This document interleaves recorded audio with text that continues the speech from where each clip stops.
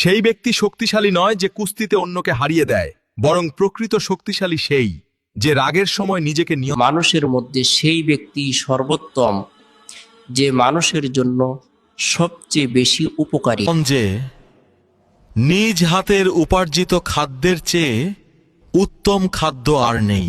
এই চুগলখোর জান্নাতে প্রবেশ করবে না। প্রকৃত মুসলিম সেই ব্যক্তি যার জিহ্বা ও হাত থেকে অন্য মুসলিমরা আল্লাহ তোমাদের শরীর ও আকৃতি দেখেন না, বরং তিনি তোমাদের অন্তর এবং তোমাদের কাজ। তোমার তিনি তোমার ভাইয়ের সামনে তোমার হাস্যোজ্জ্বল মুখ নিয়ে দাঁড়ানো একটি অঢেল ধন সম্পদ থাকলেই কেউ ধনী হয় না, বরং মনের সচ্ছলতাই হলো আসল। অঢেল ধন সম্পদ থাকলেই কেউ ধনী হয় না, বরং মনের সচ্ছলতাই আসল। যে ব্যক্তি জ্ঞান অর্জনের পথে চলে, আল্লাহ তার জান্নাতের পথ সহজ করে দেন।